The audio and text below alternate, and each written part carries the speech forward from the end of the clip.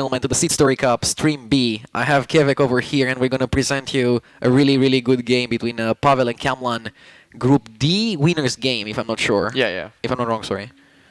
Group D. What can you tell me about those players? Okay, so obviously we know Pavel, he's the world champion, and also the winner of Game Goon, that was pretty good, like back to back. And then we have C4mlann, which is a famous German streamer, probably one of the biggest. And it's definitely going to be interesting. What do you think about this match? Both players, we saw the bans, they ban the same class and they have the same classes, if I'm not mistaken. It will come down to the techs, and Pavel, I think, plays like the lineup that JJ and Life Coach kind of used. And he just went with like the patches Reno lock and that kind of crazy stuff. So I'm not really sure. I didn't get to watch C4mlann's game, so I don't know exactly which types of tech cards he runs. But I guess we'll find out. Oh, so they started. We have the first game here now. It's Shaman versus Renalock? No, it's Shaman against Warrior. Warrior, okay. Yeah, we'll try to get into the C4mlann perspective as soon as the mulligan ends. We have a really good starting hand from Pavel. Small-time Buccaneer is what you want to see because it gives patches out. C4mlann seems to have a problem. Pavel is smiling. That's not a good sign when the world champion is smiling. Like, I really like this hand. Like, the only thing missing in this hand is probably just a weapon instead of the lava burst, I think. Yeah. I mean, that would be like way too Otherwise, good. you have like coin totem going into the small-time Buccaneer. Spectator mode in 2016.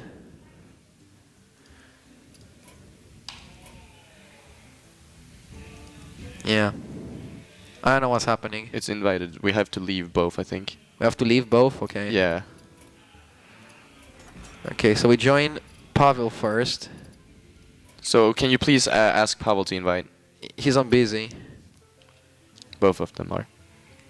I mean, I can tell you what will happen in the first two turns if you want. He's gonna coin Totem Golem, and after coining Totem Golem, he's gonna like follow up with the small-time Buccaneer and hope he doesn't draw patches in the meantime. And then he will follow up that with the second Totem Golem and probably like a weapon. Okay, now we see. Perfect. Awesome.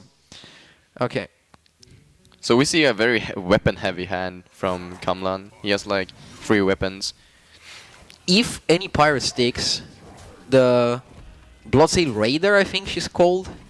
Is she Raider? No, Cultist. Cultist. I don't know that card. Like, I don't play it myself, but C4mlann is playing a full pirate warrior, so he probably wants to run it. But as we can see here, it's probably going to be like War Axe here to kill the Totem Golem with one of the minions. And then Pavel play small-time Buccaneer and trade with the pirate versus pirate, right? Yeah. And so then he doesn't have a pirate left on the he'll board. kill the pirate board. It's very good.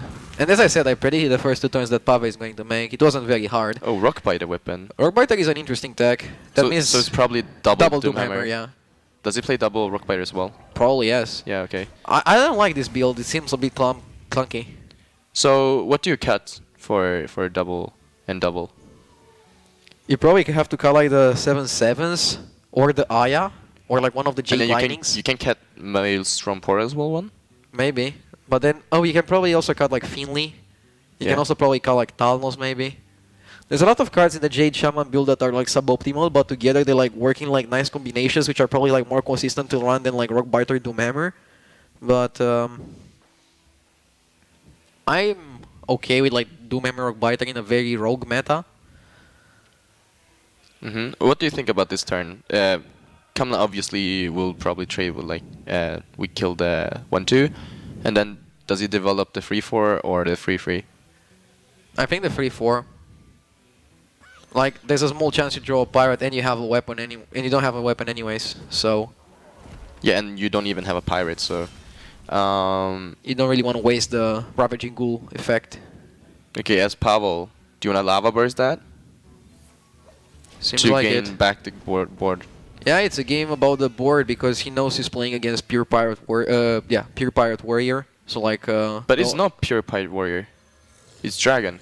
Oh, he's Dragon? He has the Blackwing Corruptor in his hand. Oh yeah, never mind, sorry. But I saw the Arcanine Reaper and that like confused me a bit. Sorry. It's because of me that Didn't you we play don't have more Arcanine deck Reaper? slots. Hmm? Didn't you play Arcanite Reaper in your Dragon Warrior? I did, but at the same time I'm not playing the Cultist and the Ravaging Ghoul, so I'm not sure Oh, how he okay. managed to find that space. I barely could fit it in myself. Do you play 1 or 2 Arcanite Reapers? I cut the Blood to Blood Bloodtweaker. Blood to Icar for one of them, yeah. Okay, okay. But I'm not sure if it was like that great. Probably it was okay. It looks very favorable for the Warrior right now. Because he has board. Is it? I don't know. Like, I mean, Pavel has Jade Lightning for the free, but he still haven't gained the board back yet.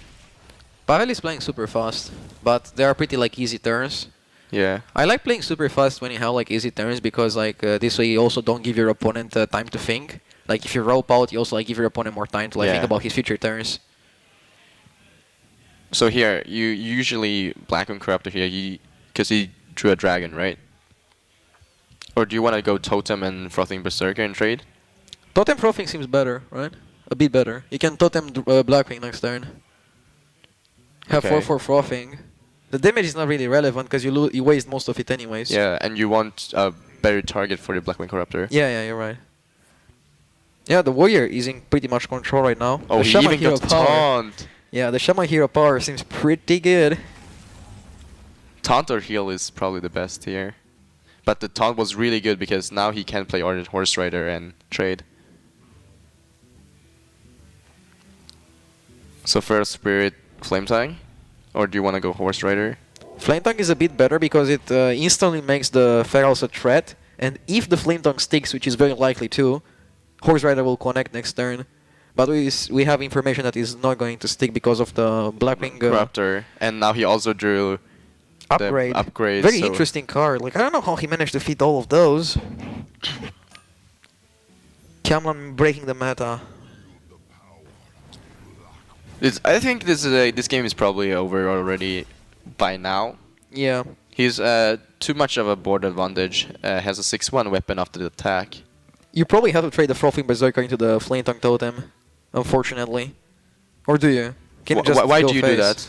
Like, what are you scared of?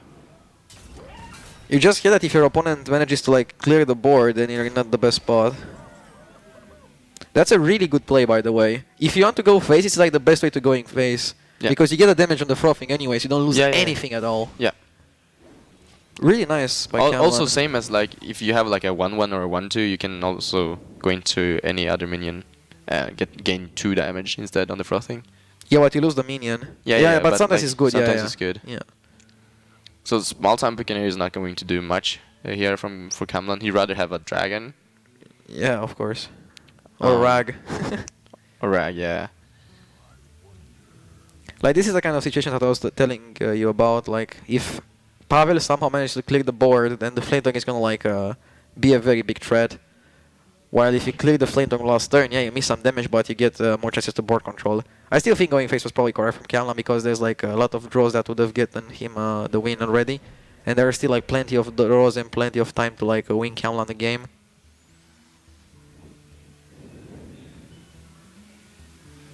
So the Blackwing Corruptor kills the Flame Tank now, right?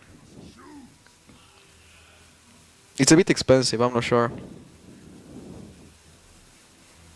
Like, is it even worth to play around Horse Rider? We have the casting information, but C4mlann doesn't. But does he probably saw any of the games from Pavel earlier, right? Even if he has it in his deck, it's a small chance he has it in his hand. I think it's fine to go full face. Keeps the weapon. I don't mind this. Pavel needs spell power. Spell power is really good right now. Spell power actually gains you back to board. Yep. Yeah, Wow. Pavel can make a comeback if he hits the spell power top domain. He doesn't. Never lucky. It's not the Paveling book as we saw in World Championship. Wow. Nice touch. Okay, so does he have any way to clear the whole board now? Doesn't, right? No. He can prevent lethal. I mean, he can pretty much just Horse Rider. Maybe consider using the weapon. No, actually, he can't prevent lethal from our point of view. No, it's one off. Yeah, it's one off. Interesting that he didn't play the small-time Buccaneer. Like, why do you think he hold it? Not really sure. He had 2 mana over. Like, was it because Bloodsail Cultist? It was probably because Maelstrom Portal. Yeah, and also like maybe keeping it for Bloodsail Cultist. If he plays a second one. Yeah, that could be another reason. Okay, so that's the dragon that Kamlan needed the turn before. And now he's at a situation he needs to trade and he can't go phase anymore. He will definitely trade the 2/6 into the 0/2, right? Depends if he has Motor Strike or not in his deck. He can just go full phase. Yeah, it definitely changes the game plan. I think what Kamlan was thinking was like, if he plays the small-time Buccaneer, he'll probably loses anyways to like Spell Power Maelstrom, but if Pavel had Spell Power Maelstrom, keeping the Buccaneer would like allow him to like buff the weapon in case he draws the second Cultist, and then still like win the game. And it's still a 3/2 as well. Yeah, but against what Pavel had, he actually needs the small-time Buccaneer to like win the game, and not playing it like might cost him a bit. But I don't know, it's super hard decision there. He needs Spell Power again, and he fails to And get it. he still get another 1/1. Never lucky. Always 1/1. That is not It's not top level of RNG here. This is actually Hearthstone. Okay, so as Pavel, how do you deal with this board right now? Because you can't deal with anything with Maelstrom. You probably just kill the 3/2s. Yeah, like this. Right? And just hope your opponent doesn't draw any point of damage. Like now if Kamlan draws a weapon, he's gonna regret not swinging with the weapon beforehand. Ooh. You probably start with the hero power, see what you get. Yeah, taunt could actually do a lot if Pavel doesn't get the spell totem again. Even if he does, don't you just like connect to the face? Yeah, I think so. Ah, killing the 1/1. Oh, I like going face. You go face with the Smart. weapon too, right? Or no? I like going face with the weapon. If It you depends if you want to play the Buccaneer or not. I still think you go face even if you play the Buccaneer, because if he doesn't have Maelstrom, you win the game anyways, right? Alright. Okay, he's putting Pavel at 2. And he knows that he has other outs as well, like Harkron Elite. Does he run it? Like you have to cut something for like the upgrades. I'm not completely sure. Does he make it? Oh, he finally did it. Ooh. On the 4th try. I mean, he still like leaves himself open. Kamlan probably will have like 2 turns. Like he needs to roll taunt if Kamlan misses to draw the lethal. That's That's a miss, but it can be pretty good if he draws a dragon next turn. and he got taunt totem as well. He needs Pavel not to get taunt totem. It's 150. Okay. It's 50-50. 1 in 50? No, it was a 50-50. I was gonna say 1 in 2, and then it's a 1 in 50. Come on, man. I expect better math from you. Because I'm Asian? That's fucking racist.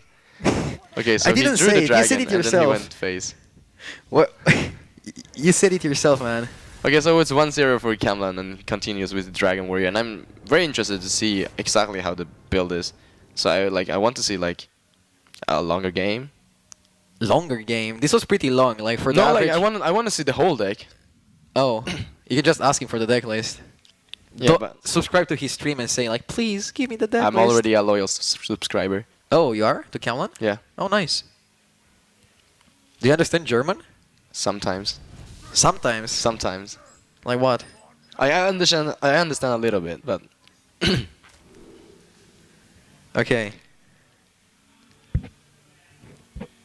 Pavel opts to go for the mirror match over going for the priest. That's a very interesting call. Pretty heads up. Ooh. he drew the patches. So Pavel is just a bad Pirate Warrior. I don't know why we get so surprised when players draw patches. It's like 12% to draw it, like every time. It should happen probably more often than it does. We're like, oh, so No, but unlucky. it's pretty game deciding. Is it?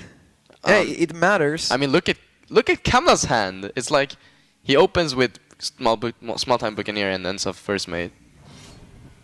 I think because Does? yeah, Yeah, he because does. he has a 2-drop as well to follow up, and a free drop, and probably had drawn a dragon after that. It's a pretty good hand. I mean, at the same time, the games where you do not draw patches, you have like a very big advantage. So it's still like worth running patches in the long run, even though you're gonna have a Stone Toss board once in a while.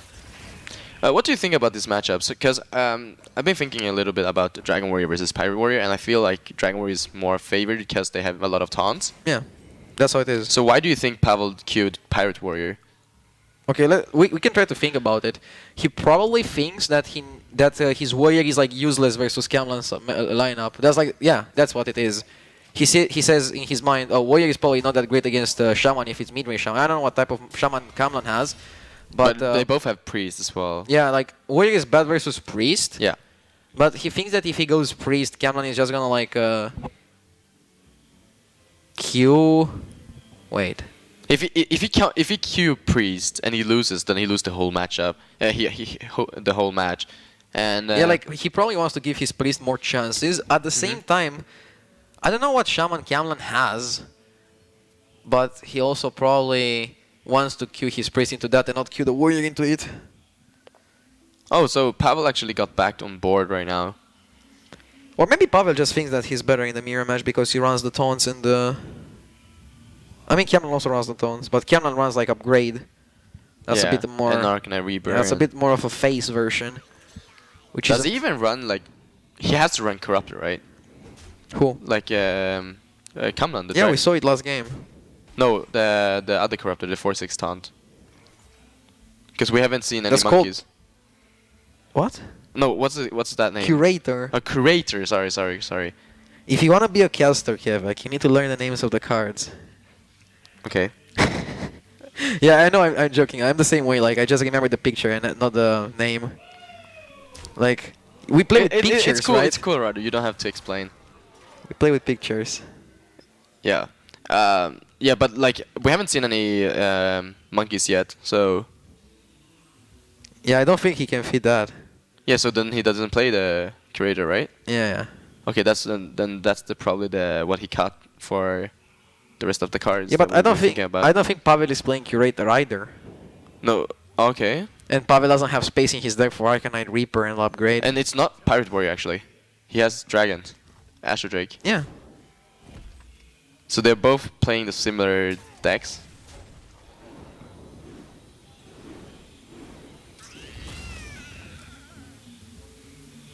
At the same time, like, Camlan has, like, Burst. I wonder what Pavel runs instead of the Burst. Instead of, like, the upgrade and the Arcanine Reaper. I'm not sure. I don't like that Pavel runs, like, one golden Bloodseal Cultist and one non-golden.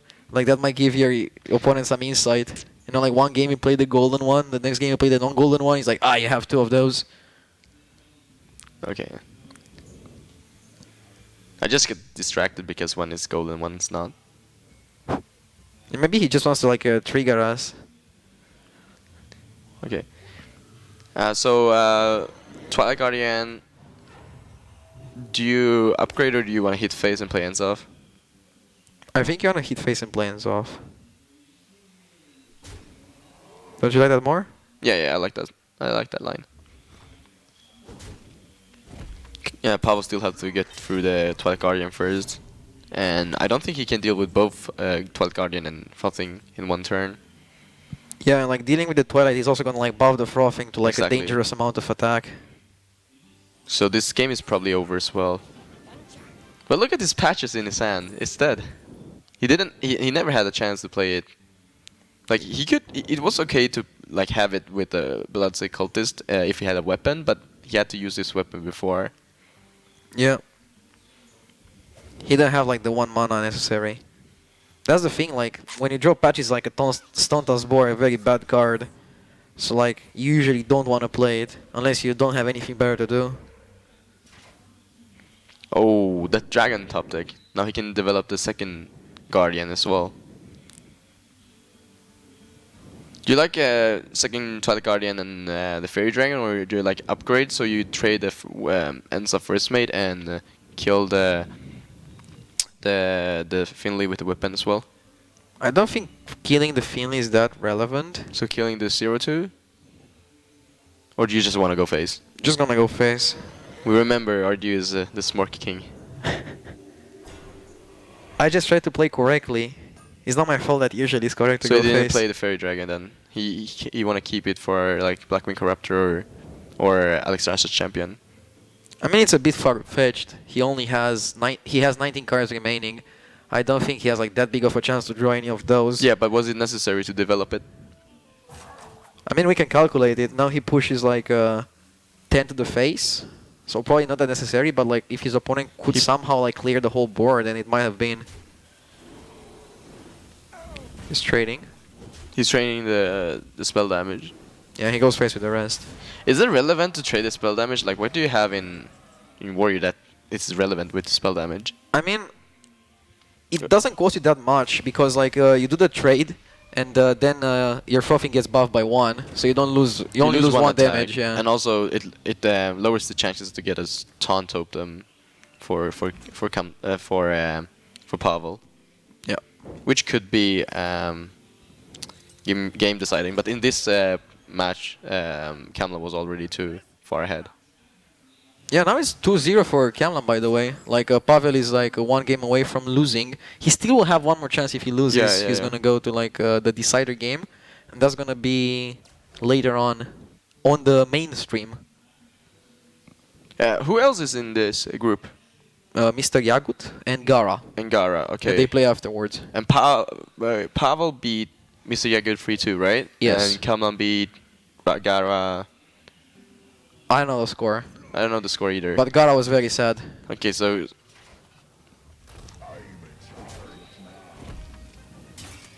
he had as a first mate and then follow up Fairy War Axe. And Pavel, do you go one drop? You never coin Cleric. Like Cleric is super bad to have if you go second versus Warrior. No, I actually like coining the Cleric. Yeah, now it's fine because he doesn't have Small Town Buccaneer. Yeah. Against Buccaneer it's awful. Yeah, but against this is like better because like the best answer to your board is like Fiery Warriors, and if he has Fiery Warriors, you can just trade and heal. Yeah, what I meant was that if you had Cleric in the starting hand with the 1-drops, you don't keep the Cleric against Warrior if you go second. Okay, so War Axe kill the Cleric so he doesn't get value and then go phase. Yeah, you always want to cut the card draw from the priest player. I mean, it's the same attack as well. Like the 2-3 is gonna kill a 1-1 anyways.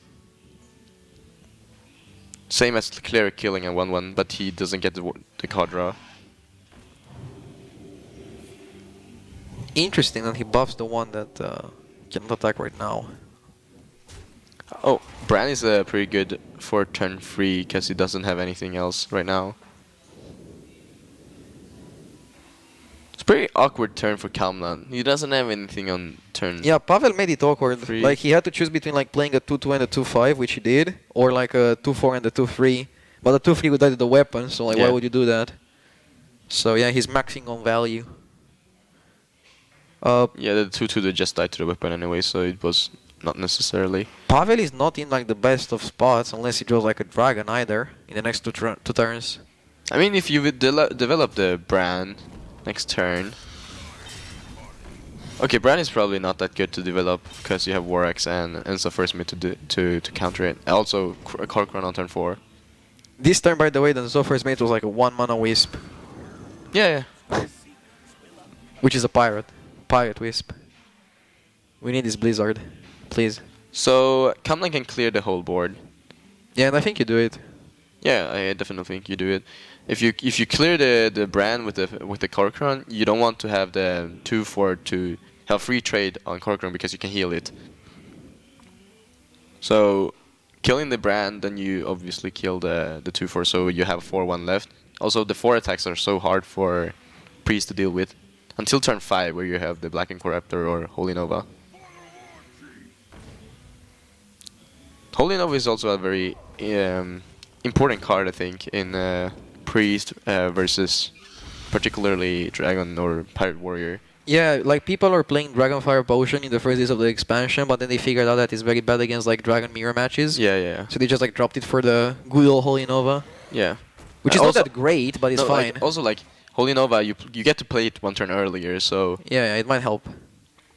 usually you don't have one extra turn to play the Dragonfire Potion. You are just too behind. The Dragonfire Potion is just good like against Rogue when they stealth the Gadgetzan and stuff. And against Druid, Yeah, and against like Renolock. yeah. But if it's like a useless card in a matchup like this, which you want to win, it's probably Yeah. like not worth Like playing. you don't play Priest to try to counter Yeah, Rogue Renolock, and Rogue. Rogue or Druid. Yeah. You make it to try to counter aggro, so playing Holy Nova makes more sense.